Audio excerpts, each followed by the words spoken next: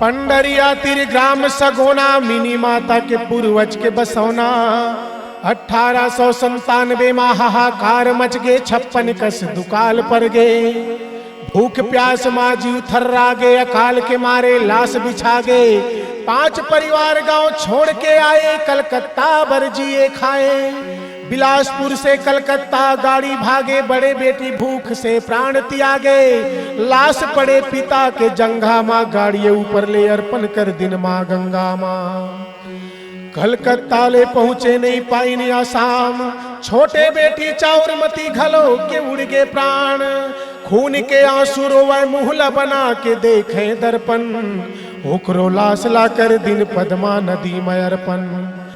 आज शाम के धरती में पहुंचे एक बेटी संग दाई दादा। दुख या भूख के कारण माता पिता घलो हो गए बेटी से जुदा। 5 परिवार में बचे एक बेटी, उम्र 6 साल के नाम देवमती। ग्राम दोल गांव के अस्पताल जिहा नर्स मन करीन प्रतिपाल। साहुन नाम के मुंह बोली मौसी पाए, जेकर वो हर बर बिहा कराए। साल भर में ऐसन समय आए, देवमती जी माँ कहलाए। होलिका दहन के दिन आए, आधा रात के एक पुत्री जन्माए। जेकर नाम धरे मीनाक्षी, और शाम के धरती बन गए साक्षी।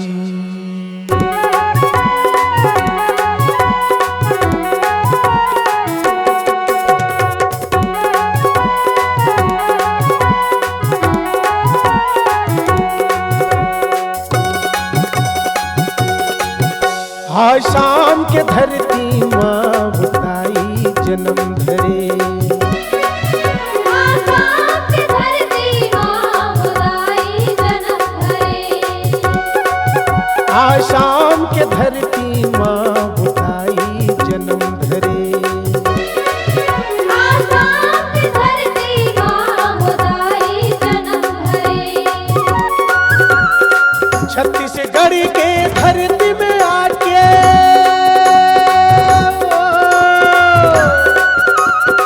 छत्तीसगढ़ के धरती में आके सत्य नाम के धर्म करे, परम करे। आसाम के धरती माँ बुताई जन्म धरे। आज शाम के धरती माँ बुताई जन्म धरे।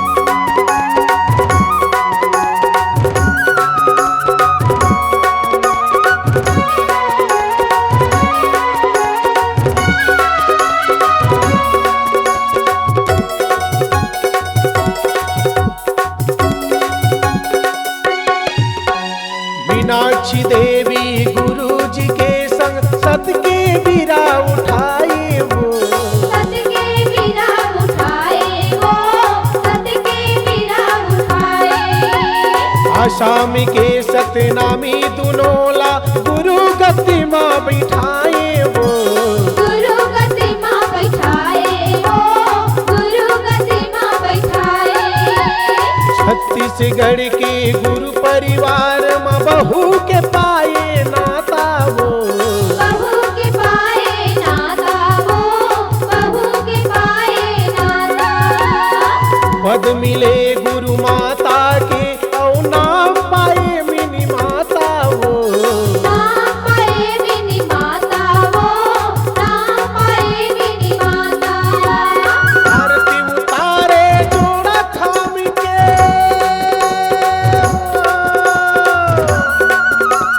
आरती उतारे जोड़ा थाम के सत्य विजय के वरण करे, वरण करे। आसाम के धरती माँ उताई जन्म धरे, आसाम की धरती माँ मुदाई जन्म धरे। छत्तीसगढ़ के धरती में आके,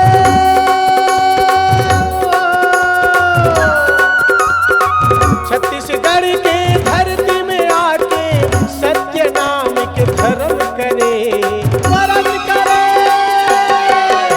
आसाम के धरती माँ उदाई जन्म धरे, आसाम के धरती माँ मुदाई जन्म धरे।